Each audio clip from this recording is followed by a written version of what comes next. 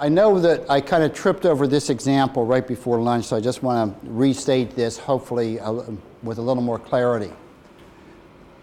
With AAG approval, the agency could have agreed that a mistake had been made and allowed the vendor to withdraw the bid because of this. This was the kind of thing I kind of overlooked.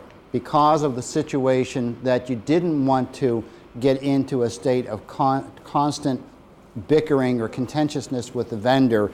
And so maybe prudence would be the thing that would win out here. And as long as you can convince your AAG to, even if it kind of isn't true, to at least say that we agree that there's was obvious a mistake was made, then you can allow them to withdraw. So maybe you do that and make that decision to avoid fighting with a vendor for 2 years.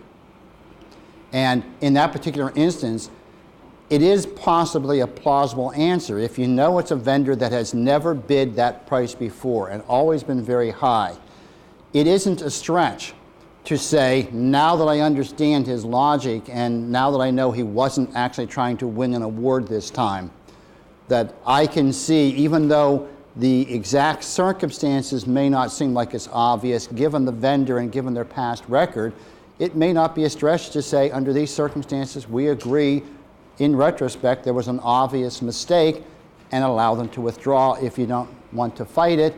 Or you can take the opposite position that we're making out like a bandit. Maybe he made a mistake, and maybe now we understand he made a mistake, but since, if you go by the letter of the law, there is nothing obvious that says he made the mistake, hold him to it. And yes, we'll fight the battle for 2 years, and we'll threaten him, and we'll do all the things because we're still making out monetarily by doing that. So that's what you can do. So I just wanted to reiterate that. And now we will go on to cake. Cake at break time.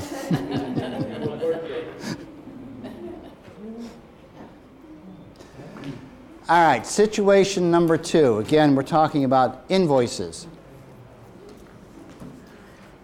We will wait for another 30 seconds.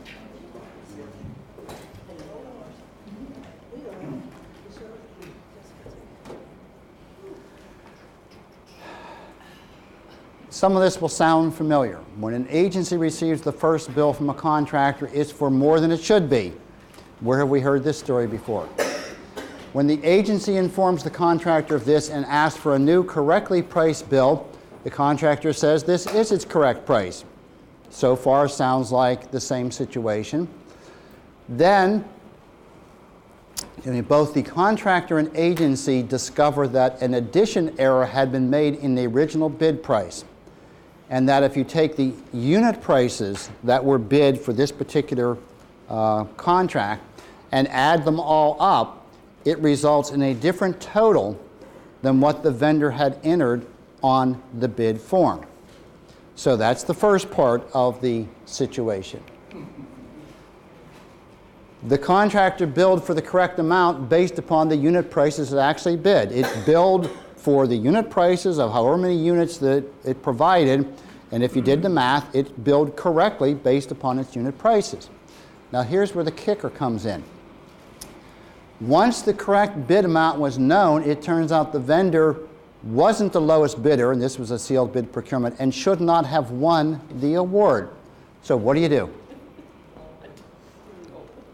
And you discover this because of an invoice, not when you opened the bid. That's the problem. That's why I keep saying a lot of your problems in contract management stems from things that were or were not done before you get to contract management.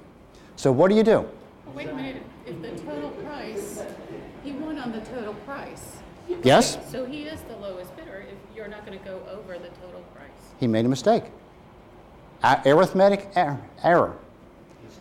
And for arithmetic error, the rules of procurement are that if the intended bid amount is obvious, i.e. can you add 1, 2, 3, 4 and get to whatever 1, 2, 3, 4 add to, and if they say that it added to 10, and in reality if you added up and it added to 12, if that would have been discovered at the bid stage, it would have been adjusted to $12.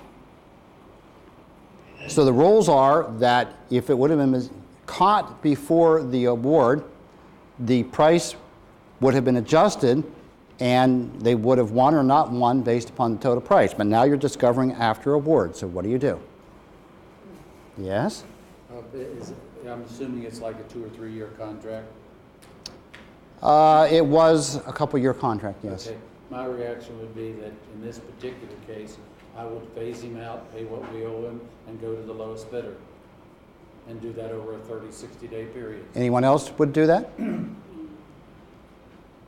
What would anybody else do? What would you do? Yes? I would pay on the lowest price what he submitted, because even though obviously somebody on our side should have seen the error too, but we didn't. So the onus is actually on him, but that's the price he submitted. And if he didn't check his work, or his people didn't check their work, that's not our problem. That, the total price is what it is. Okay. Well, that, Did we get a confirmation of his bid? we apparently didn't do the things we should have done. Because we are now, and this is again a real situation. Then it's our mistake. What was the vendor's actual bid price? Because in this situation, the emphasis here is unit prices. We had a model, or we had something that extended unit prices to a total and said that was the basis for the award, but the actual prices the vendor bid was not the bottom line price, it was the unit prices. And the vendor was billing the correct unit price. So what do you do? Terminate for convenience? Ask him to Could. lower his price. Pardon me? Just say, lower your price. Lower your price? All right, well, we're getting a number of answers. Let's see what the illustrious procurement officer at that point in time did. He got out of there and went to budget and management. We paid the vendor their price because that was what the vendor bid, the unit prices.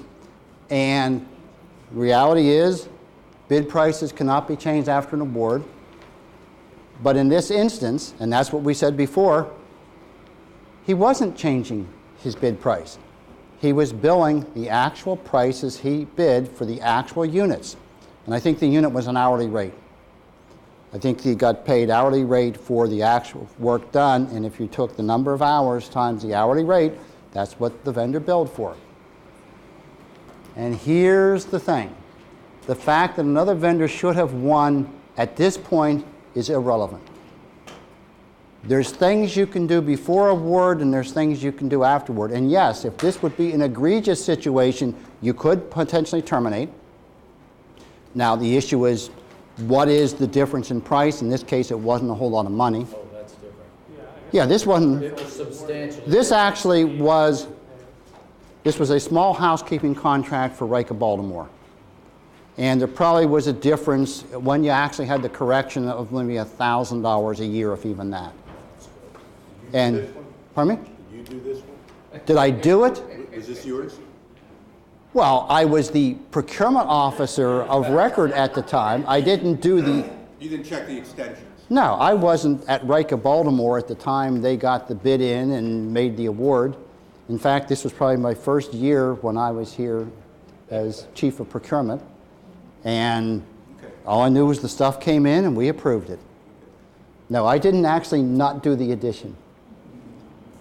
But I got the issue that came to me of what do you do?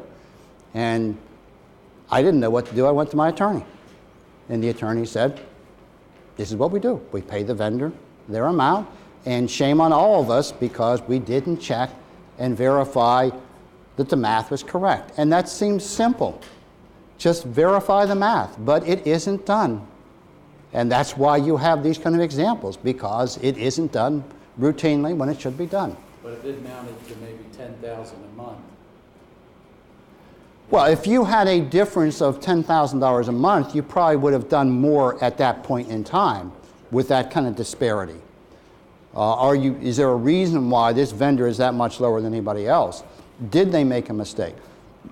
But in this particular instance, there was nothing that called attention to a big differential.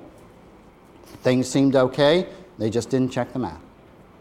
And the other thing is, at this point in time, the other vendors, now there's another thing that's involved in sealed bidding. Since it's a public bid opening, the vendors have the opportunity to right then and there examine the other bids. And usually what they do is they focus on the low bidder to try to find these kind of things to say, wait a minute, they made a mistake. And hopefully some of your vendors will help you out in this case, but maybe this was so small that the other vendors didn't even attend the bid opening. So we didn't discover it until the award stage. So the answer is, what's done is done. But now we're going to get into some complications. Since the award, now we're getting into another thing that, believe me, we did not do at that time, because I didn't even know there was such a thing as a voidable contract back around 1989. And that's when this happened, around 1989. Voidable contract, what's that? Does that mean something stamped said void or something? I don't know. Since the award was made to the wrong vendor, the agency may decide to seek retroactive approval of the award as a voidable contract, as we will discuss later. This means that the item would have to be submitted to the Board of Public Works for approval, since only the Board of Public Works can ratify a voidable contract. So unless it is something that is exempt from the purview of the Board of Public Works, such as architectural and engineering contracts or commodities that are not required to be submitted to the board, then the involved agency, which for commodities is probably general services, and A&E might be general services or transportation, they can approve it themselves as voidable, but otherwise it has to go to the board. So this could have gotten very complicated, but even my attorneys didn't mention this back in 1989 that we should do this. The agency may decide to seek voidable contract status to avoid the possibility of this contract being audited in the future by the legislative auditors, and the auditors finding that retroactive Board of Public Works approval is needed. Because, believe me, if the auditors would have audited this contract a couple years after the fact and noted the error, they probably would have had a finding that it has to go to the Board of Public Works. Now you have to look at what's the odds that the auditors will audit any particular contract, and I guess it's not great, but if they audit a contract, one of the things that they consider low-hanging fruit, where they typically are going to find errors, is in procurement. And they will focus on procurements, and they'll try to find something that they construe to be wrong, and they will write up an agency, and if they feel that you have approved something you shouldn't have, they'll say it has to go to the Board of Public Works. And generally that's what happens. You send it to the board for retroactive approval. And if that would have been the case, after board approval is received, the vendor can be paid its proper bid amount if it would have gone through that whole process. But we just said, tough, they made a mistake, and just paid it, and that was it. Okay, now we get into another complication. If anything is submitted to the Board of Public Works and ask the board to be asked to ratify it as a voidable contract, the board can do one of two things: ratify it or not ratify it.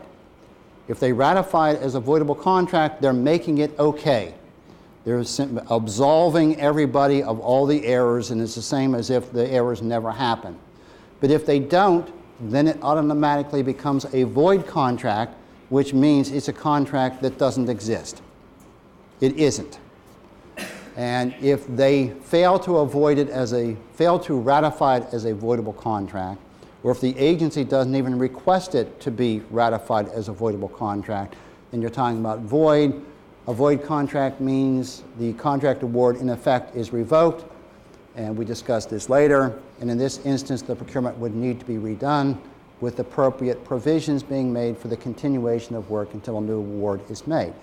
Complications because something wasn't done right when it should have been done. Complications, complications. Simple answer in the future. What do you do to prevent this? Check your math. Is it something we can do very easily? Yes, we can.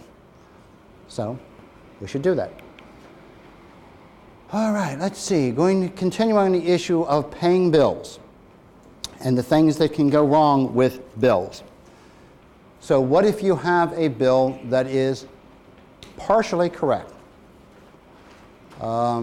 if in performing all of the checks verifications described on the previous slides, it is identified that part of the invoice is okay and part of it isn't, what are your choices? What do you do if part's right and part's not right? And there is no. Submit new invoices with the correct part and the incorrect part. He thought I was asking him a question. And that could be an answer. Here's the choices that you could do. You could pay it in full with the expectation that a credit will be issued in the future, if you, of course, notify the vendor that part of it's incorrect. And so, do you pay it first and hope to get something back later? That's one possibility. Second possibility is make the correction. If the bill's for $500 and it should be for $480, do you simply pay $480 and that's it? Don't do anything else other than pay $480? That's another possibility. Do you, let's see, do you make some kind of notation? Make the correction yourself on the bill when there are math quantity errors and pay the resulting correct amount. Still paying $480, but now you're letting the vendor know why you're paying $480 rather than $500. That's another option. Or don't pay it. What do you do? And there is no right answer. There is no standard. There's nothing that's going to tell you this is what to do or what not to do other than the procedures of your agency. And this is what we're saying, that you should have some procedures, plus there's other considerations. No correct answer or standard way to deal with these situations, although the agencies may have their own accounts payable guidelines for some of these circumstances, but the following slides provide some general guidelines. So I'm going to give you some perhaps recommendations and things to think about. Simple math errors. So we're going to deal with a number of these circumstances. We're going to start with just math. To a degree, what you do depends upon the contractor, including its size, your rapport with the contract manager, accounts receivable, or other contractor personnel. So we're saying you discover this, and what you do, this is one of the considerations. If it's a large contractor that has submitted a bill, and the bill has an error in it, that bill's from a central office, paying an amount other than what is on the invoice may cause confusion and loss of future work to try to reconcile what took place. If they bill out of New York or Chicago or something like that, and you pay other than what's on the invoice, you may be creating just a horrendous situation that's going to be very time-consuming, very costly, just to resolve a simple error of paying anything other than what's on a given invoice. In this situation, after obtaining written agreement from someone in authority at the contractor, it may be best to insist that the contractor send a corrected invoice. You're dealing with the vendor and you're discussing with the vendor what is the proper thing to do, unless you have your own procedure, which the recommendation is you should have a procedure, a standard procedure within your accounts payable of what to do in these situations. Do you know if Not procurement, it's accounts payable. it's accounts payable? Do you know if there is a procedure in DHMH? Okay. But this is contract management. Do you pay the invoice? It's not what a lot of people would think of, but it is a problem area. Or in discussing the issue with the contractor, sometimes they're the ones that's going to tell you, don't even pay part of it. Just wait till something happens. Wait till we give you a credit memo. Wait till we send you a replacement invoice, because they know the problems that would be caused if there is not a total payment of what was invoiced. So discuss it with your vendor to find out. Follow your own procedures if you have them. Discuss it with the vendors to try to find out the best course of action. Conversely, and here's where you might have another situation. If you're dealing with a small vendor and you're a small agency, maybe a phone call pointing it out, you might get directly to the person who submitted the invoice. They might immediately look at a copy themselves. They might see the math error, and they might say, oh, go ahead and we'll make the correction on our copy. You just pay us X amount, and everything will be square. So it depends on the rapport, the understanding, who you get to talk to, and just what they say. So again, we're not saying there's one size fits all, but we're giving you some considerations of what to do or what not to do. And talk to your accounts payable people in this situation. That's if there's a math error. Something that is a little more complicated is what if they are overbilling, if they're billing for more quantity than you received, or they're billing for something and you're saying it was defective, it wasn't provided as required. So it isn't as simple as just adding up numbers and seeing do they come to the same total.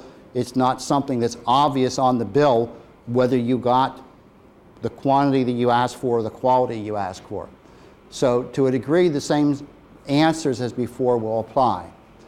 The answers of what to do when there is a quantity shortage or a shortage of items that meet the required quality standards is similar to the ones for math errors, except when quantity or quality shortages are involved, the contractor may want more than just a verbal statement that there was a shortage.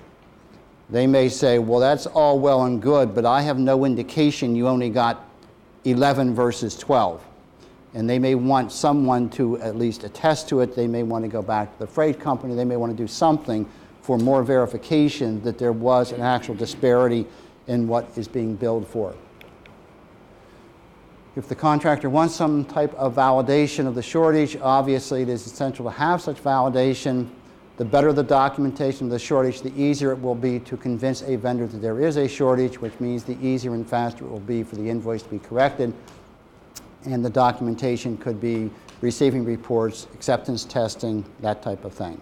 But you're going to contact the vendor. You're going to at least let them know that from your standpoint, they are billing for something you didn't receive. There is some disparity between the bill and the receipt. Now we're going to give you some things not to do. Don't use the withholding of payments as a substitute for direct contract management.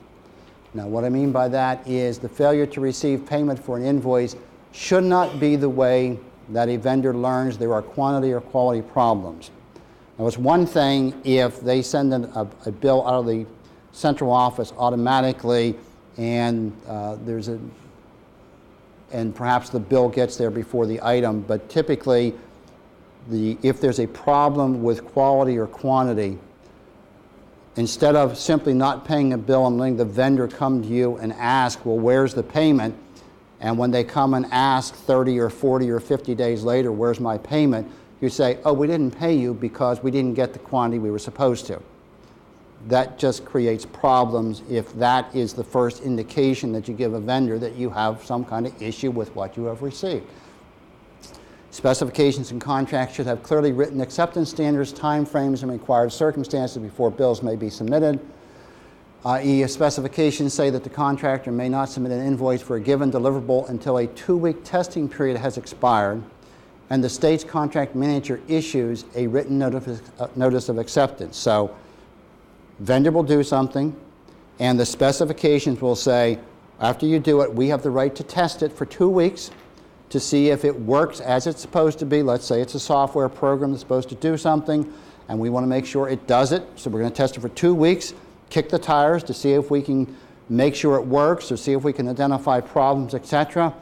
And only after 2 weeks and only after we send you a letter acknowledging that it has passed the acceptance test may you then submit an invoice. Well, we don't want an invoice before the 2 weeks and the letter from the contract manager that says that's okay. And if it comes in, we shouldn't pay it. But if we do give the okay and it comes in, we should pay it.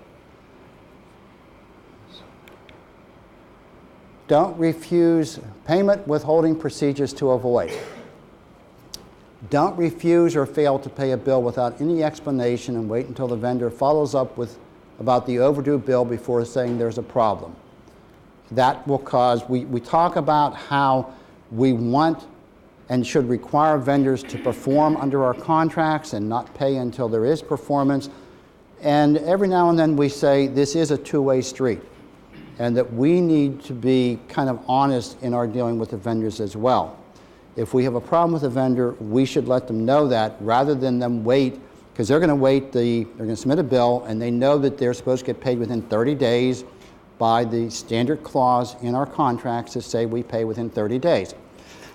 Of course, if we don't pay within 30 days, a vendor can only get interest if we don't pay for 45 days.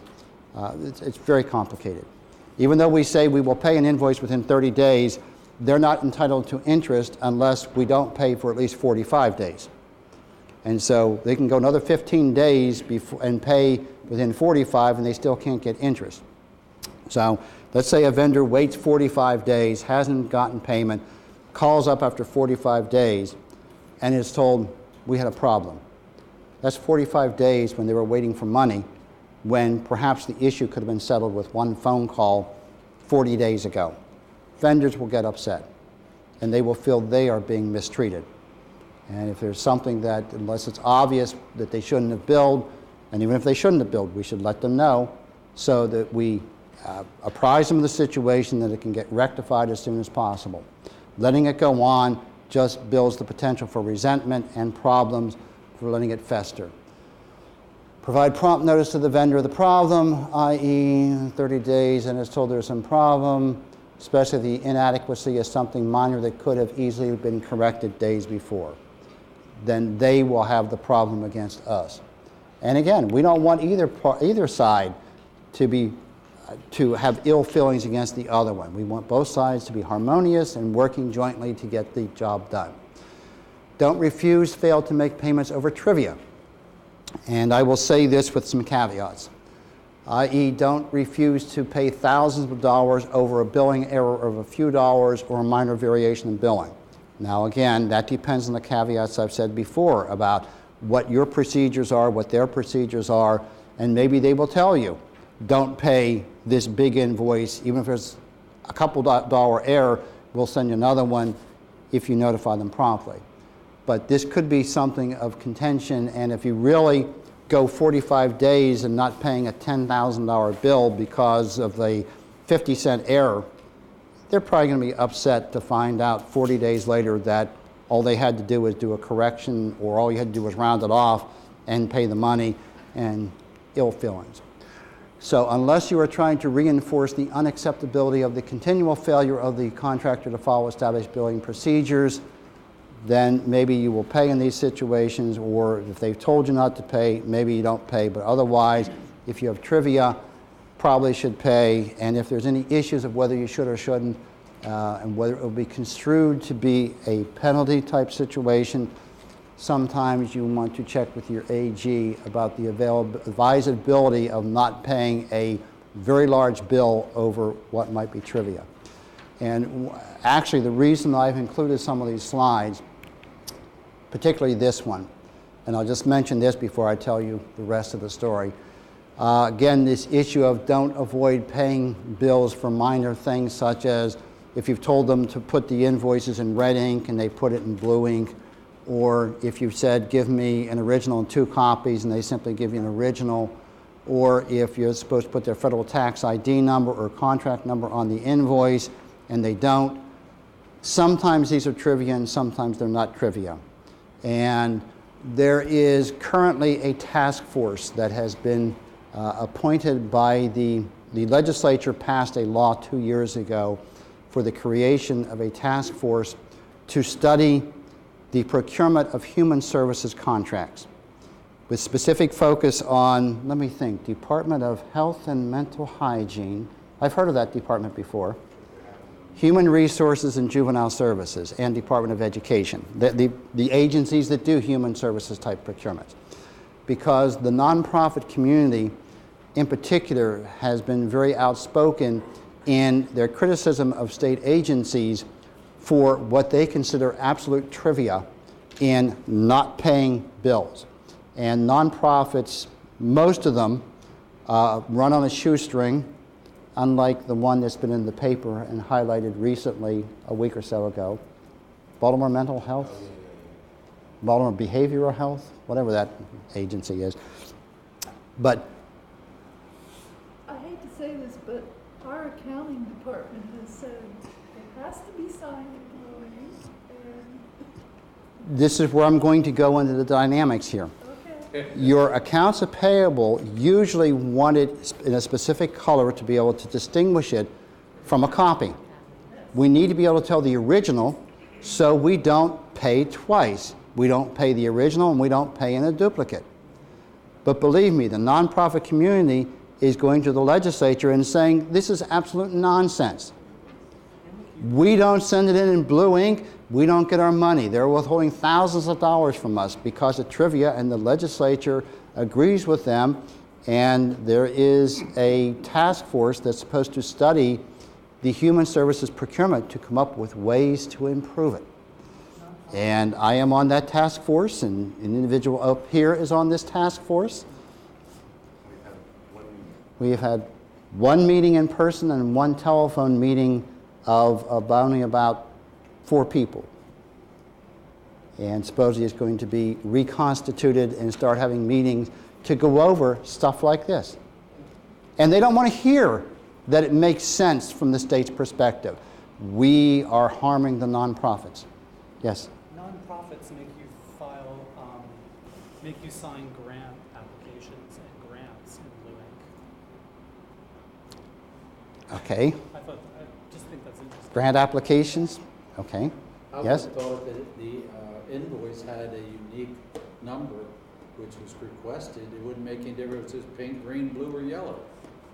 And maybe Well, that's the maybe it answer. was. Maybe they have unique numbers and you don't have to insist upon that. But I will tell you, this is going to be a study of a task force that has 2 members appointed by the state Senate, 2 members appointed by the General Assembly, by the President of the Senate, by the Speaker of the House of Representatives, X number, something like 4 or 5 members appointed by the governor, a representative, the secretary or the designee of the secretary of budget and management, health and mental hygiene, human resources, education, and probably 1 or 2 other ones. And we're going to delve into these issues. Delve in. I can tell you that I've submitted an invoice with a stamped signature, and they wouldn't accept that either. It had to be an actual signature. And sometimes the issue is to explain this to the vendors so that what appears to be trivia to them isn't, and why it isn't, which I think I have said on some of the next slides. Let's see. Trivia for one isn't trivia for all. It is also acknowledged that what might seem like trivia in some instances isn't trivia in other instances. Example, for large agencies with hundreds or thousands of bills to process each month, having bills submitted in color might be needed to avoid duplicate payments. Having contract or federal ID numbers on a bill might have save significant time for accounts payable personnel. For small agencies, that may not be the case. So again, if you're talking about Health Department and Human Resources, where the principal complaints have been against, accounts payable has a reason for this. But that has not been communicated to the private sector, to the nonprofit, and they have had their voices heard by the legislature, and there's a task force to study it. Yep. And believe me, we're on the, I guess we can say that the nonprofits have more of the ear of the legislature at this point than we do. So we'll see what happens. Let's see. Major billing requirements should have been addressed in the solicitation or contract. And part of that, this is the answer for part of these things. Did you say in your specifications what the requirements are? And a lot of times, people are silent on these type of issues. And it isn't until maybe the work initiation conference where this is discussed, but even then, frequently this isn't even mentioned. Either there is no work initiation conference or it isn't even mentioned then, and it isn't until the vendor submits the first bill and gets it rejected that they start finding out what the rules are. So part of the way to avoid problems is in your specifications, say what the rules are, and maybe say why it is that way. And maybe you can have the alternative that either give it to us in red ink or give us a unique number for invoices, or hopefully even both. But at least let them know so they don't get hit by this after the fact. Regardless, however, to work initiation conference, even one conducted by phone, the billing requirements should be emphasized, perhaps along with the rationale. A vendor may be more conscientious about adherence to certain requirements if they understand why they are required, and if they are told, doing this will allow us to pay you faster. They hear that, pay me fast. So let them know what the rules are. Refusing to pay otherwise valid bills over trivia could send a message to a vendor that the state is looking for reasons not to make payment. might send an unintended message the state is difficult to work for, with the result that firms quit competing for state contracts or raise prices to make it worth their while. And I will again allude to the example that Mark gave. What, you feel guilty? You put up your hands as if it ain't me? Last Monday, Mark brought up the example of a vendor who used to bid on his contracts and stopped bidding, and he called them up one time to ask them why, and they said the contract manager was just too difficult to work with. It wasn't even worth competing if they had to put up with that guy again. Thanks for the information, Phil. Have a nice day. And that was it. If you only... Just say that wasn't it. And the principal focus of my presentation is making sure vendors do what they are required to do and holding their feet to the fire. But every now and then, I throw on the other side. We need to do our part as well. We need to make sure that we are on firm ground in our expectations and our actions with vendors. So this is one of the ways that we can help ourselves out and not get the presumption or give the presumption that we are problematic and scare vendors away. Because vendors refusing to bid on our contracts doesn't help out the state in the long run. All right, better safe than sorry. Or, and I love this so much I wrote it. Sometimes it pays to be paranoid. I'm going to tell you a little story here. And the little story emanates from the Walter P. Carter Center. Whoa. Yes, indeed. I used to feel I lived at the Carter Center years ago. Between housekeeping and security. And the thing I remember the most about the Carter Center was when, and I hesitate to bring this up, but when we had to eradicate pigeons. They had such an infestation of pigeons that it was causing severe pollution on the grounds, if you know what I mean, from sitting up on the higher ledges and deposits that would collect on the ground that would breed disease and things like that. So at one point, Carter Center, for health reasons, had to get rid of the pigeons. They had tried various ways to dissuade the pigeons from roosting on the various levels of the facility and had not been successful.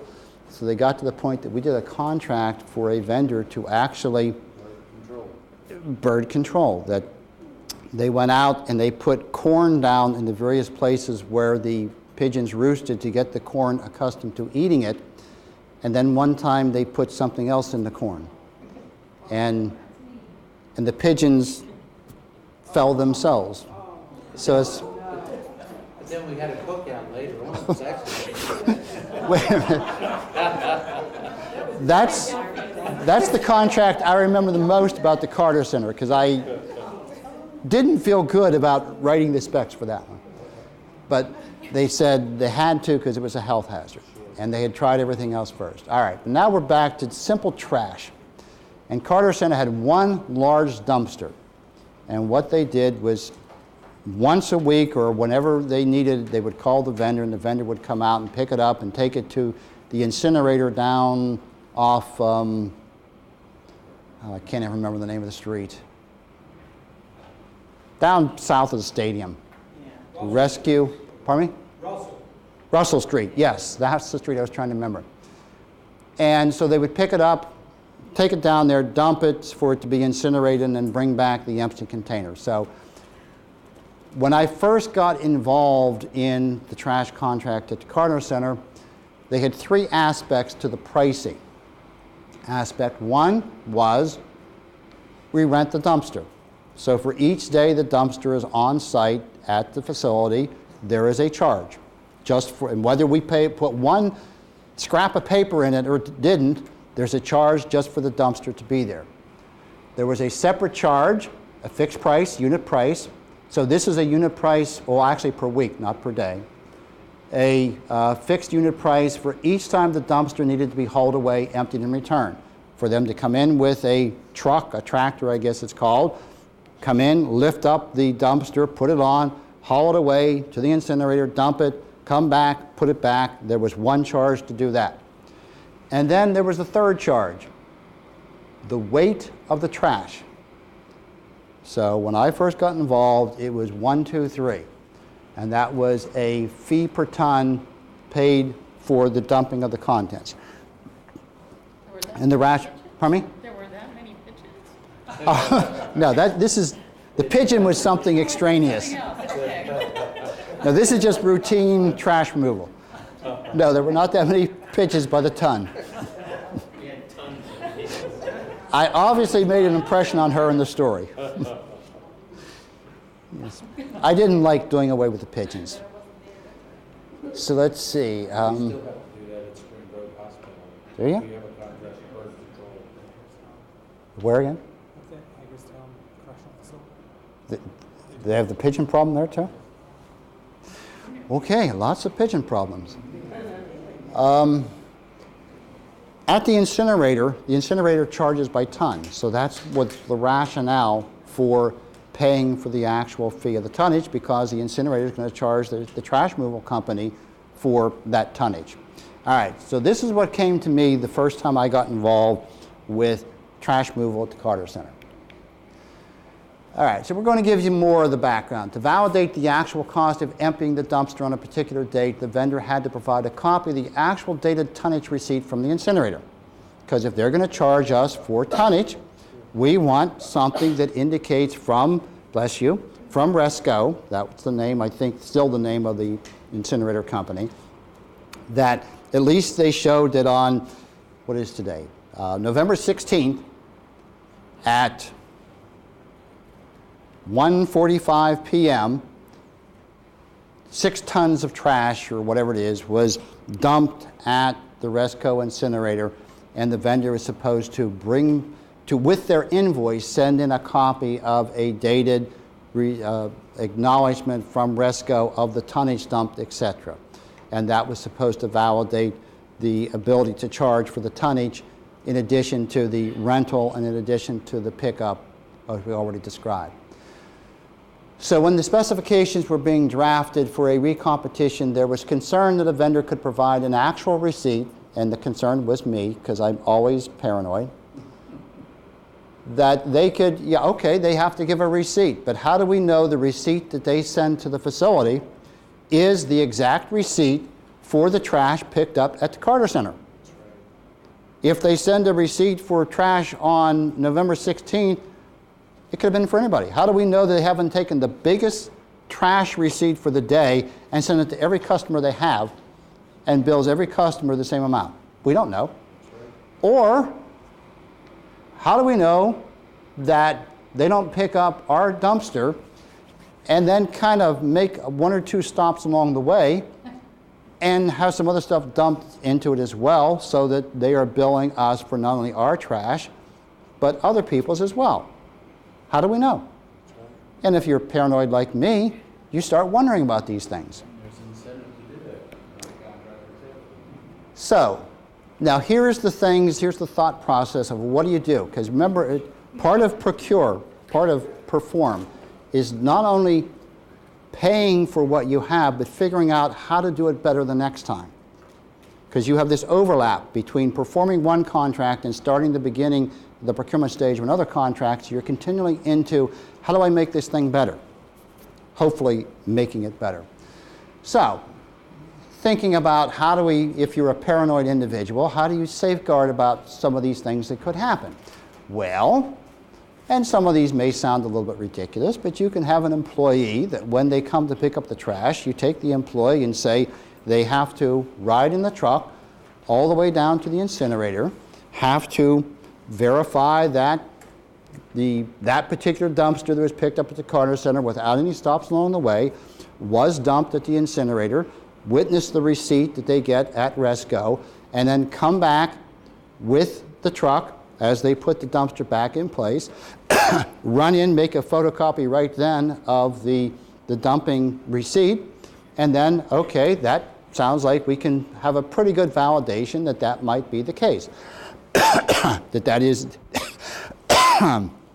in the actual dumping for the Carter Center.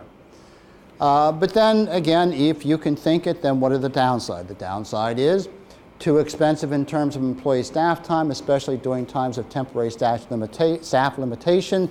It seems like in my 35 years, every 3 years, it seems like we're in furloughs. Well, not furloughs, freezes. This is only the third time I've been into furloughs. Plus a facility employee, not that a facility employee would ever be complicit. Now, of course, there was this article in the Sun paper, what's today, Tuesday? Is this Monday? Tuesday. Now you can tell how much I'm on top of things. Yeah, I remember I did go to work yesterday. All right. There was an article, I think last Friday, of legislative audit, and the Sun paper loves to publish legislative audits. Public safety and employees of the Baltimore Region of Public Safety were helping themselves to the funds for the inmates, the inmate funds, and they were using it as their own little slush fund and things like that, and 5 employees got fired and others are being investigated. So nothing like that would ever happen with a state employee. We know that. But there are paranoid individuals that think, well, maybe it could. And it wasn't seriously believed that a vendor would falsify the actual tonnage receipt so as to inflate the tonnage charge. I mean, this is just paranoia to even think a vendor would do that. And there were further safeguards that could be used, that could be employed to further reduce the risk of padding, i.e. require the vendor to get a signed, validated, and signed validation from a designated agency personnel of the exact time of pickup. Okay, you pick it up here at 1:45.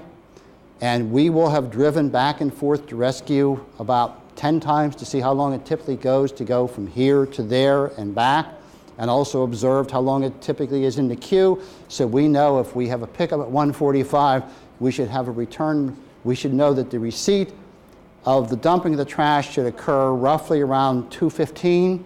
So we should be looking for a receipt from the vendor around 2:15 from Resco, if that's the situation.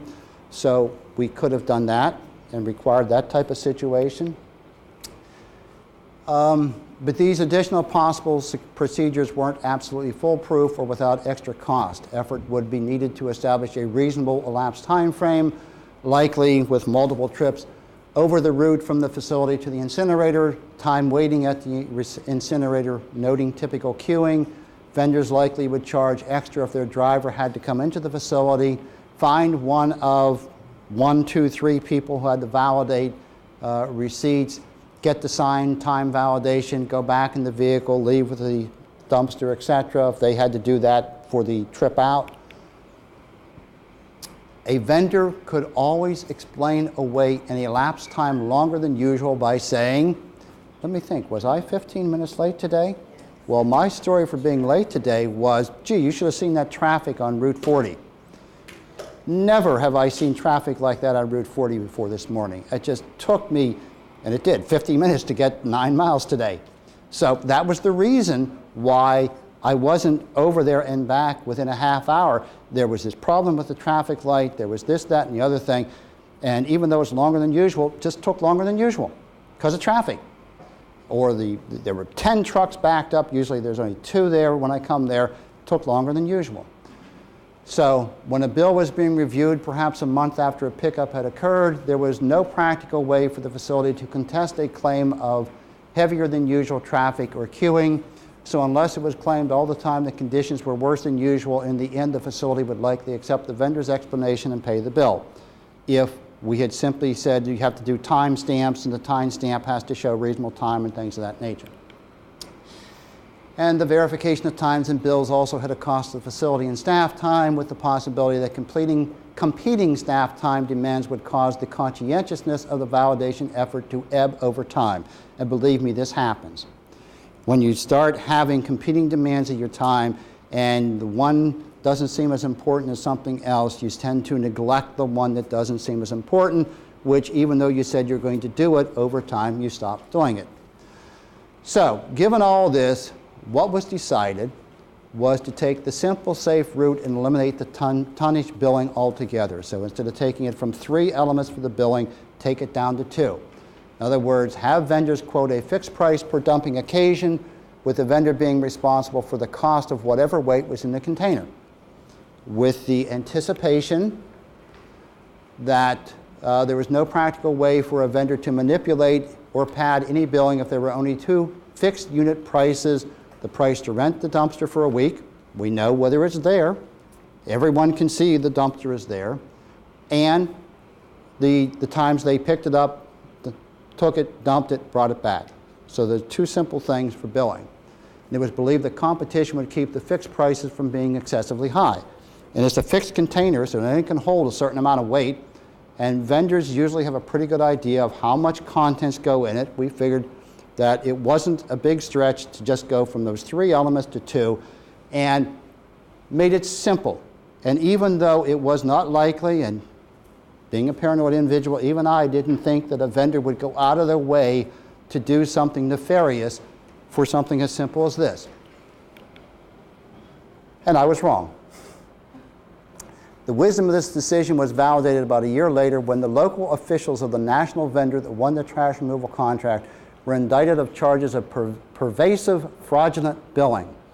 The regional office of the vendor required, and that's how this came about, a person in the regional office who was fired because he did not want to falsify the trash tonnages, did a whistleblower.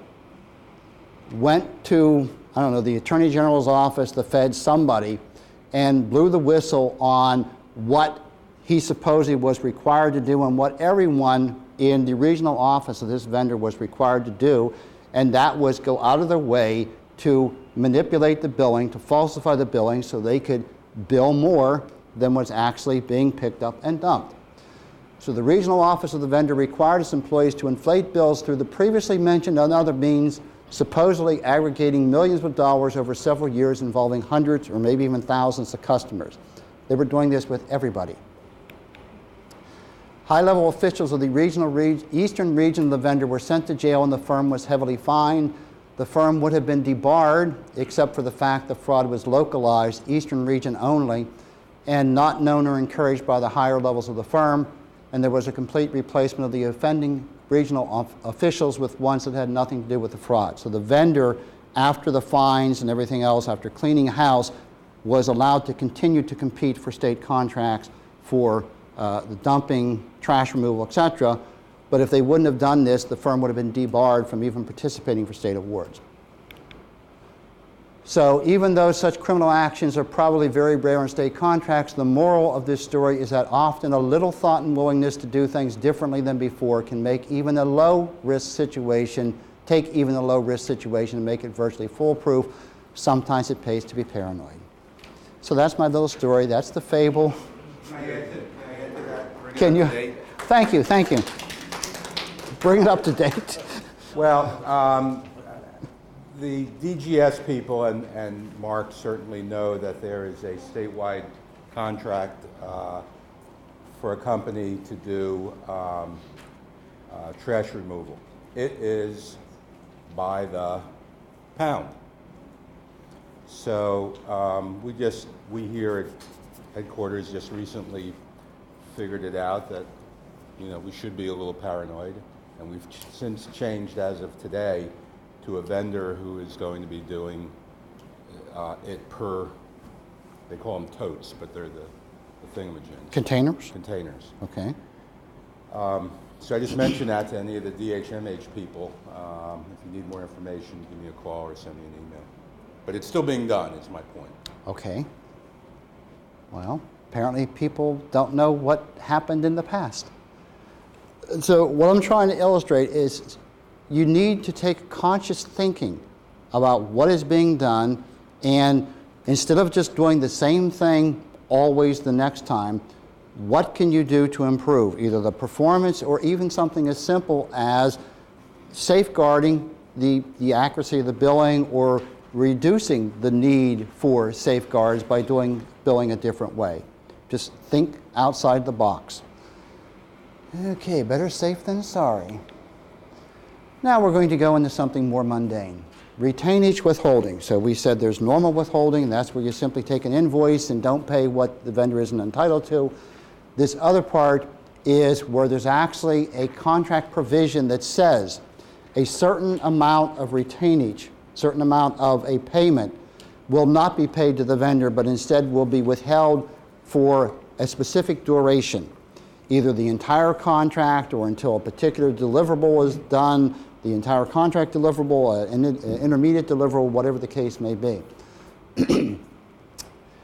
So let's see. This means the specified percentage of each payment to the contractor is not paid. Instead, it is retained or held back as an incentive for the vendor to perform the entire contract. When the entire contract is properly completed, the contractor is to be paid its entire contract price, including the portion of prior billings that were withheld. Now, in planning, we gave you examples of 20% withholding, 10% withholding, things of this nature. And what we say is the specifications have to say both that there will be withholding, how much the withholding will be, and excuse me, either what date or what circumstance must be achieved before the withheld amount will be paid. If you hold, let's say you have $1 million a contract and you withhold 10% from the vendor, that means over time you're going to be holding $100,000 of the vendor's money. And the vendor's going to want that $100,000. So if you have not specified, if you have said we're going to withhold 10%, but you never said in your specifications how long, expect the vendor to come to you at some point in time, maybe sooner than you expected, and ask you for the money back. When are you going to give me my 10%? And again, you can be getting into an antagonistic situation with your vendor if you have not specified, so they don't know, and they think that a reasonable time has come and gone. They think they've done something for which they should now get the retainage, and you say, no, that isn't what I had in mind. I meant until the entire contract is over and until there's been an audit of the contract and until all that's happening, I'm not going to give you your money. And that's one thing if you said that in the specs. It's another thing if you only tell that to the vendor after they come to you months or years later and want the money and you say, nope, here's the target now. You need to tell the vendors. So let's see, when they specified content not paid instead of retained as an incentive, when the entire contract is properly completed, the contract is to be paid its entire contract price, including the portion of the billing withheld. I think I already said that. First issue with retainage is to verify if such a provision is in a contract, and if so, how to apply it. You can't do it unless you have a provision that you're going to do this. And now, that's normally something you write into the contract. And one of the things I said in the planning class that I have seen, and I have seen from one particular agency and have said that agency should stop doing that. They have a standard clause in their contracts for retainage. And they simply have a box that checks whether retainage will be applied or will not be applied. And they don't do anything further than simply check a box, yes, there will be retainage, or no, there won't be retainage. And if you have retainage, you have to say how much and how long. And having a standard clause that all you do is check a box does not answer either of those questions, which means that the agency is putting itself in a predicament with its vendor by retaining, and maybe the vendor assumed it was going to be 5%. Maybe it assumed it's going to be 10%. If the agency withholds 20%, the vendor's going to be happy. If the vendor thinks it's going to be withheld till the draft report is done, and the agency withholds it until not only the final report, but until the legislature passes some bill or something like that, the vendor's going to be unhappy. All those circumstances should have been in the specifications to begin with. So a vendor knew what they were supposed to comply with and what their price had to accommodate.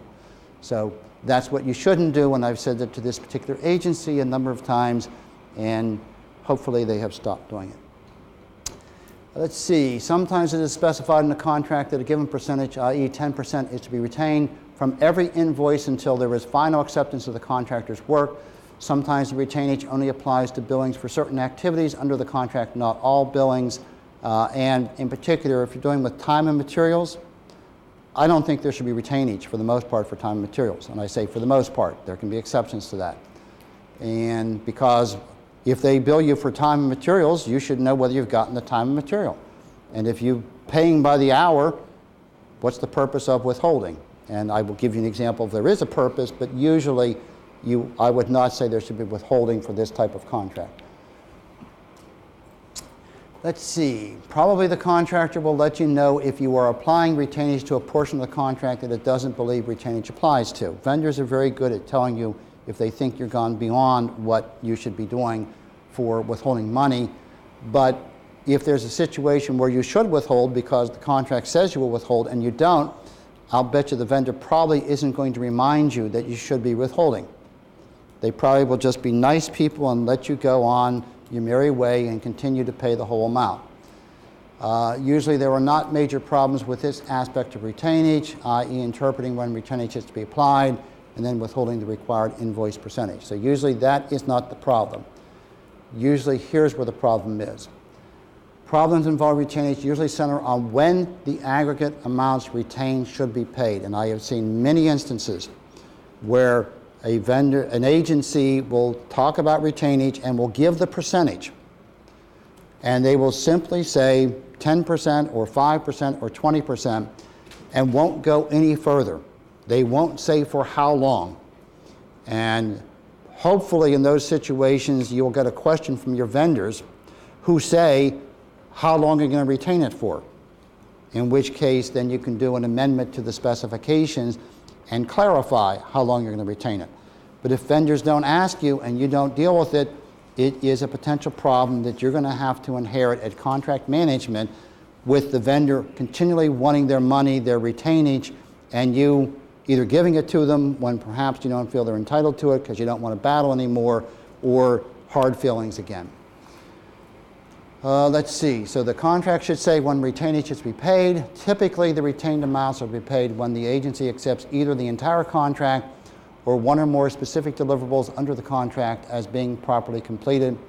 But problems may still arise over the interpretation of what is proper completion, since acceptance of proper completion triggers not only the submission of a final invoice for payment, but also the payment of the accumulated retainage. When there's final payment, at the very least, the vendor should get all the amounts retained if they've done the job as they were supposed to. Excuse me. A problem may develop if for some reason the contractor cannot complete every last aspect of the contract. Then it may allege the failure to pay all or most of the retainage is a penalty. And we all know that penalties are bad, not permitted, etc. So if anything you do is alleged to be a penalty, and which means the vendor will file a claim, you can get into issues over was it a penalty, was it not a penalty. If you have issues over should you be withholding $100,000 if the part that they haven't completed is worth $5,000, for instance. How do you take care of situations like that? Maybe allege the failure to pay all or most of the retainage is a penalty because the retained amount exceeds the actual harm to the state of what is not being performed, and the agency will then have to decide whether and how much of the retained amount to pay, and what you'll do is run to your attorney and dump the situation on him or her and let them give you guidance as to what to pay, what not to pay, etc. Because you can have problems with all these things. In summary, on retainage can be reduced to 3 simple points. Retain the correct percentage of payments due the contractor that are subject to retainage. So number 1, whatever you said to retain, that's what you retain. Number 2, aggregate all retained amounts for as long as specified in the contract. And number 3, pay all retainage when appropriate as specified in the contract. How much, for how long, and then pay it. That's what it comes down to. Require a separate invoice just for missing retainage. And that's correct. And probably I should add that on there. That usually is a separate payment, a separate invoice dealing exclusively with the retainage. Please make a note of that. So noted. In writing. I've already found 2 typos when I went back through this. Correct. Okay, any question on retainage? And you're saying, no, let's get through this stuff, no questions.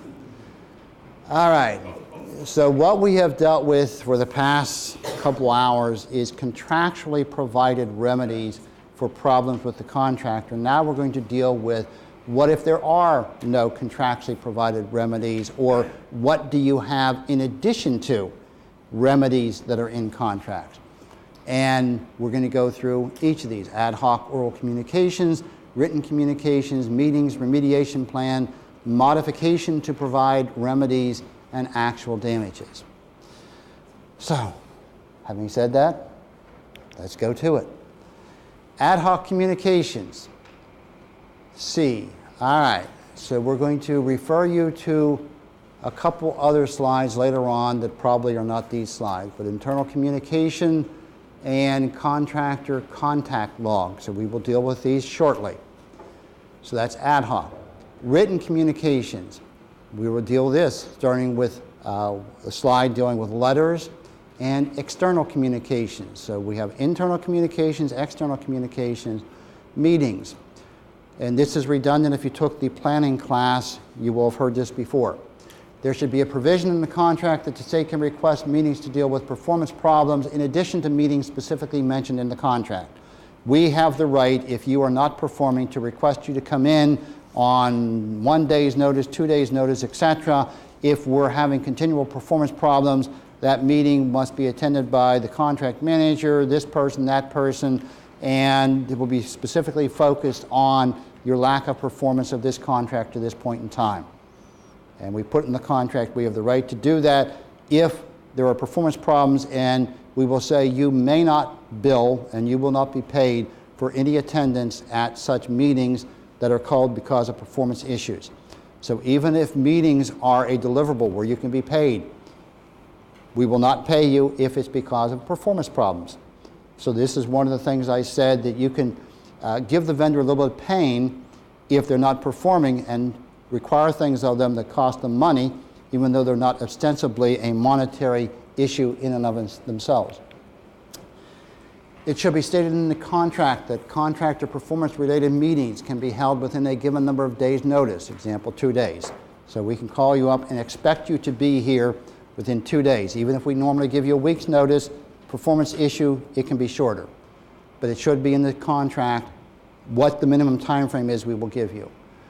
Must include specified contractor personnel, will not result in any separate or additional charges to the agency, i.e. the contractor cannot bill for attendance at any meeting related to correcting performance problems.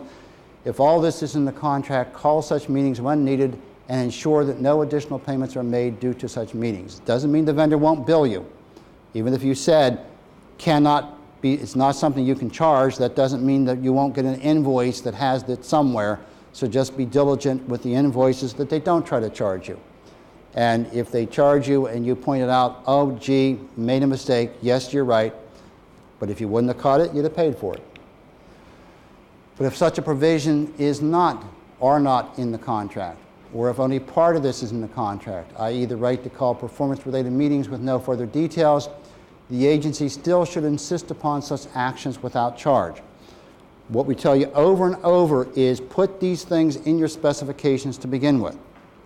And then the other thing we tell you over and over is if you don't listen to point A, put them in there up front, doesn't mean you necessarily forever excluded from doing it. Still try to get it from the vendor and say, wait a minute, this is a performance issue, I want you to come. And a lot of vendors, if you stress the difference between this and normal meetings, even if you don't have a provision, still won't bill, or if you tell them, don't you dare bill, they won't. Or if they do bill, you don't pay, and hopefully they won't make an issue of it. But it's always better if you have a contract provision that says you have the right to do these things. So it should be emphasized that such meetings wouldn't be needed if the vendor was properly performing the contract. The agency should be diligent in reviewing bills to ensure no additional charges have been billed and should not pay for such charges, following the procedure for billing problems that we said for the past half hour or more. All right, the contractor can be told that if it is unhappy with the payment deduction, it will have to file a claim against the agency, which most vendors won't do just on that basis alone. So if you make it difficult and it isn't a huge cost item, even if it's not specified, usually you can get away with it. But it's better to specify. They are convinced that you mean what you say, and there is a legitimate performance problem such that they are unlikely to win a claim at the Board of Contract Appeals. And those are the amplification of which vendors are unlikely to do. They're unlikely to do that if they are convinced you mean what you say, and you have a solid case that if they do file a claim, they're going to ultimately lose. So perhaps the bigger potential problem might be if an agency requests a problem-related meeting and the vendor asks in advance if it will be paid to attend. If you haven't addressed these in the specifications, which I've now said about 27 times, you should have in the specifications. If it asks, tell the vendor it cannot bill. If the vendor accepts the answer, attends the meeting, and submits no bill, everything is fine. But if the vendor says that unless it gets paid to attend, it won't attend, then you have another tricky situation. What do? So you can reply that the meeting is being requested to give the vendor an opportunity for direct dialogue about the problems, that the meeting likely will be more productive than other remedies available to the state, and that without a meeting, the only recourse for the agency is to pursue other remedies. So vendor, yes, it's in your best interest to come and meet and discuss this face-to-face what the problems are. And if you refuse without being paid, which we don't want to pay you because we're having a meeting because you aren't performing, then we will have to go to the other remedies available to us, which hopefully I have mentioned. I have. Other available agency remedies: the possibility of the reduced likelihood of winning a contract with the agency or even other state agencies in the future. That's what I mentioned before and in the planning class. Possibly reduce usage of the contract if it is an indefinite quantity contract with no guaranteed usage. If we aren't guaranteeing you usage and we're having problems with you, the logical thing is we're going to use you less. Maybe suspension of work while a decision is made about other options. And this is something we will touch on later, suspension of work. And we've talked about earlier delays for excusable delays. This suspension is not an excusable delay. It's suspension because vendor, well, it could be for any reason, but if we're suspending a vendor's work while we're deciding, do we terminate for convenience, do we terminate for default, are we going to do A, B, etc., suspension of work means the vendor is not allowed to be doing anything for which it wants to be paid. And again, it hurts the vendor from the standpoint of the monetary situation, particularly if they have to basically retain personnel who were going to work on your contract, and now they can't bill for those personnel, and they can't, for a day or a couple days or whatever, have them do something else. It may hurt them financially. Right? Okay. If Mark says it's okay, it must be okay. I threat not to exercise a renewal option, filing a claim against the contract, or termination of the contract. These are the other remedies that you can threaten them with if they don't come in and meet without charge. And even if they do come in and meet, you can still threaten them with these because these are all remedies you have available to you. When presented with these possibilities, which are available remedies for any non-performance situation, not just for the non-attendance at a meeting, hopefully the vendor will attend the meeting if it doesn't follow through and take some action. Remember, you're supposed to take decisive action, so you need to take some kind of action to let the vendor know that you mean what you say. So, continuing on, no contractually provided remedies. Remediation plan, and we're going to talk back later about remediation plans. Modification to provide remedies. If a problem stems from an ambiguity about the requirements of a contract, remember we mentioned that there may be ambiguity.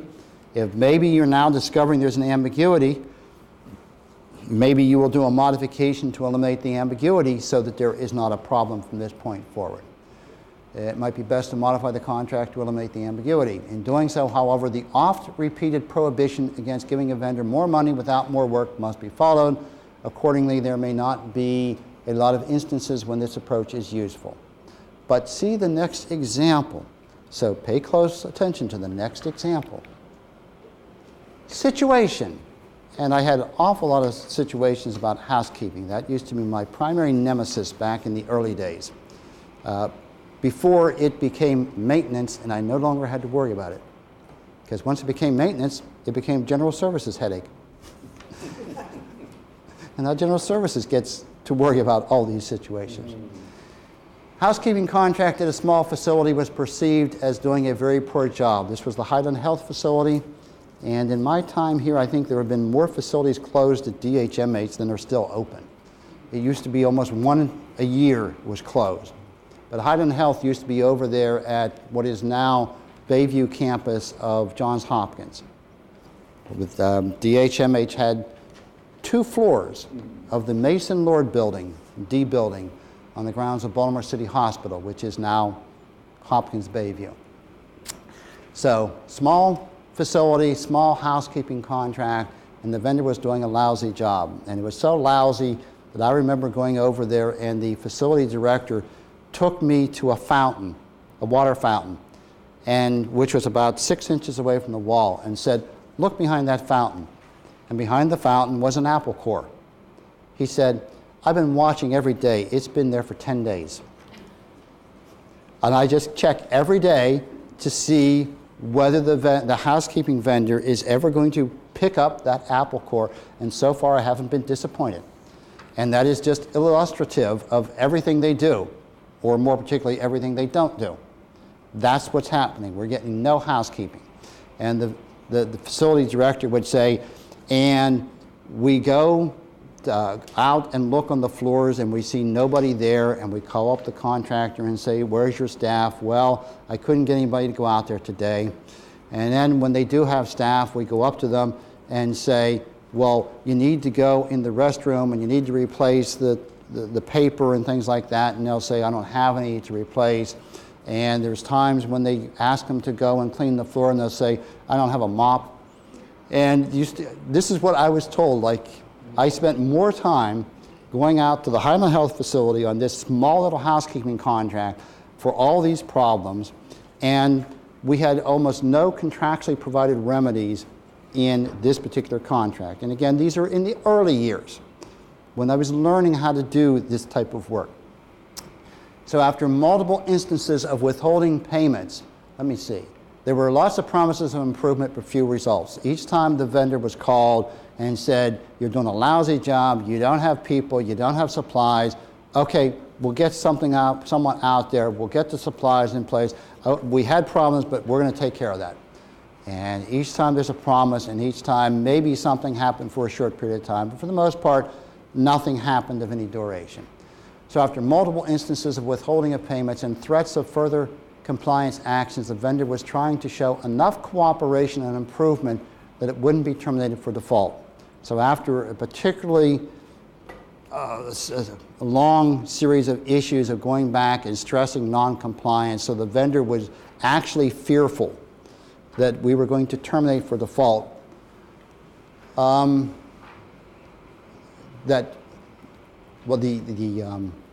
facility program manager wanted to terminate for default, but I and my assistant attorney general looked at the contract specifications, and basically the issue of clarity of the specifications and documentation, it's like we didn't know if we had enough ammunition, that despite all these circumstances, the specifications were, if I can put it this way, so bad that we still did not feel we had an ironclad case that the vendor was not performing as required, which, from what I've just told you, you can construe they were pretty bad specs. So because we were not sure, even though we were threatening this possibility of termination, because we weren't sure we could make it stick, we didn't necessarily want to invoke it. So the specs were a little weak or bad. Yes. Once you have a meeting with the contractor and quote DGS or whoever the appropriate procurement officer and highlights what hasn't been done, that ball game starts anew, and if they don't do that within a given time frame, that's grounds right there for termination. Having a meeting depends on whether, if the meeting is to tell them what they're not doing, you still have to go to the contract and say, what is the requirement? What is the actual requirement I can point to? So are they required, and this may sound ridiculous, but are they required to have people there 8 hours a day, 4 hours a day, 3 hours a day? Is every person required to have a bucket and a mop? To what degree are they required to provide all the paper in the restrooms, etc.? And, well, that was one option, terminate for convenience, but let's, I would have bailed out a long time ago. well, let's see what we did. Let me see. Long ago. Let's see. It was because of the inadequacy of the specifications. It was both difficult for the contractor to know exactly what was expected of it because of the well, let me set the stage. Hard to show the vendor wasn't meeting contract requirements even though the facility wasn't clean. The issue of design versus performance specifications is explained in the planning class. We had this thing where the conclusion of me, and maybe today I wouldn't take quite the position I did as a neophyte procurement officer back about 20 years ago, because I don't care anymore.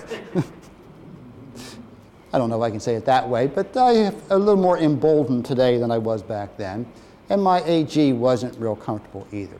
So, what would you do? And you would have a meeting, and you'd lay down the law to them, and either do it or else. Because at least the specs say that they have a housekeeping responsibility, and if you go around over a 7-day period and show that the apple core's been there for 10 days and that there's dust an inch thick, and it isn't being done. I think we're getting to the same place, but when I show you the next couple slides, hopefully you'll see how you're only partway there. You might terminate for convenience. Yeah, I mean, if the specs aren't adequate enough to do what the facility needs them to do, just cancel it, get somebody in for the interim, and then write a new contract and bid it out and award it. Cut the losses, get a decent contract that you can provide. On when you could just terminate it and get somebody else in there. Okay. What you need them to do. Did you have your hand up? No? Okay. No, not me. Don't come. But you've spoken a lot. Anybody else have any opinions? No, I mean that is a good thing. That's a good thing. Participation, anyone that relieves me from talking, that helps. And the other people thank you as well. Anybody else? So we have one, hold a meeting, lay down the law, or else we have one, terminate for convenience. What's the downside for termination of convenience? Proof, do you have to have pictures taken for the dirty stuff? That's, I guess, part of, you're going to have the pictures, and you're going to show the vendor. In fact, here you don't have to have the pictures. You could say, you see that fountain? Come over and let's see the apple core. And it got to the point that when I came back seemingly 2 or 3 times a week, first place I'd go was the fountain to see if the apple core was still there, and it always was. So let's see, and anybody on the issue of termination for convenience? What's the downside of termination for convenience? We have to go through the whole process of phasing him in and her in. You have the problem of you have to do a re-procurement, which is time and expense. I'm thinking another issue as well, and it might be premature because we're going to tell you about termination for convenience later in the class. But I'll give you a tip. Vendors have the right to go after the state for incurred expenses for termination for convenience. So we do talk about the possibility that you can get a vendor to agree that they will not seek incurred expenses. If basically we're doing a termination for convenience to let them off the hook, that's the first thing I would get if I were going to entertain that. And that's, you're right, in that particular instance, if they're not incurring any expense, if they're not hiring the people or buying the buckets or the mops or the supplies, what incurred expense do they have? So that's a reason why it might be a viable situation here. These are all concerns. Well, let's see what happened back way long ago. To capitalize on the latest pledge of improvement and in recognition of the inadequate contract standards, a contract modification was proposed to the vendor. The modification added requirements for formal weekly inspections by the facility that the vendor could participate in. The use of an inspection form, an actual form that we drafted and included in the modification. It included, with input from the vendor on the creation of this inspection form, detailed the cleanliness standards that were to be met, included sub-ratings for each area of the facility or special cleaning activities such as the quarterly cleaning of the carpets or the windows, things of that nature. Had a final overall rating for each inspection, excellent, good, fair, poor. This modification added requirements for a procedure for the vendor to acknowledge receipt of the inspection report and provide any rebuttal or describe any indicated remedial action to be taken. Excuse me. So we would do that, we would do the inspection, and the vendor would have input, knowledge receipt of the inspection, rebuttal, etc. The facilities right, and the yellow is emphasized for a particular reason. The facilities right to terminate the contract for default if there were 3 consecutive overall ratings of poor or 4 poor ratings out of any 6 ratings. So this was added by modification. We're going to have this weekly inspection. The vendor participated in the construction of the inspection form. Since it was a modification and we went through the standards and added them by modification, and we added this provision that if we do 3 of these inspections in a row or 4 out of any 6 when your rating is poor, there will be a termination for default. So because the vendor was trying to show cooperation at this point when the vendor was afraid we were going to go after him and terminate, and even didn't know that we had concerns whether it would stick ourselves, the vendor agreed to it. And this was a no-cost modification. It shouldn't cost any money for the vendor, for the agency to do the inspections, and for the vendor to simply abide by the standards. Within 6 weeks, using this new form and procedures as the basis, and because the vendor didn't change anything it was doing, or more particularly wasn't doing, the contract was terminated for default. Because now we put something via modification in place, and the vendor didn't fundamentally change what it was doing, and so we now had the ammunition that previously we had lacked. So that is, to go back to this point, there may not be a lot of instances when this approach is useful. Here was one where it was. Just showing you things that can happen. Not saying they're going to happen frequently, and they may be very unique for that particular situation, but they're things that can happen. So, yes? so what would have happened if the vendor had said, no, I don't want to do these meetings. I don't want to go through this. The inspections? Yeah. If they wouldn't have agreed to the modification? Yeah. We probably would have terminated for default anyway. But this made it a lot more clear-cut. And it also gave the vendor more clarity as to what the standards were. And since the vendor agreed to it, but if they wouldn't have, we still had a facility that there was no question that work wasn't being done. So whether it would have been default, whether it would have been convenience, don't know. Because we tried this approach and it worked. And then we ended up getting rid of them anyway. And I don't mean it from the standpoint of getting rid of them, because you hope the vendor's going to turn around and do the job. Because you don't want to have to have the situation and go out and do another procurement to get somebody else. It's just more time and effort. So to a degree, any of these situations means there's been a failure in the procurement process. A failure in your specifications, a failure in your procurement process, the award mechanism, something somewhere has failed for the most part if you get into these situations. Which happens. Yes? Yeah, that's what we had at Walton Carter that Joe implemented. We had a evaluation about housekeeping staff, Mm-hmm. and we had to rate them. And trust me, if they had a low rating, they would call us to ask us why it was low. Of your own staff? Yeah. No, the housekeeping contractual. I was going to say, because you never, when I was there, you never had your own, you had a maintenance supervisor that was the, But basically, we wound up, they were notified that they were poor in certain areas, and they would immediately go to those areas and talk with the supervisors and resolve it. Because the only disadvantage to the contract that we wrote is that we did have a penalty in there, and I realized that was not legitimate. all right, We said and after- what was your penalty? Basically, after a certain number of poor performance, you would lose $100, and then $500, and then $1,000. Well, did you use the word penalty? No, basically we said after your performance rating was poor, I'm trying to recall, a certain number of times, you would then have a deduction. It wasn't listed as a penalty, I don't think. I don't recall Okay, now. because I was going, even if you did not go through the thought process to calculate how much, why you came up with 100 or 500, if after the fact you could still get to that, then it would still be, Justified. well, except you didn't say, you didn't call it liquidated damages, but you said it would be something you could permanently deduct, not temporary, but a permanent deduction. So it would have been construed to be liquidated damages, and if it was reasonably calculated, you would probably still be okay. Do you agree with that? I'm impressed when he agrees with me. But then basically that was a penalty. Well, it's a penalty if he can't come up to any rationale for it.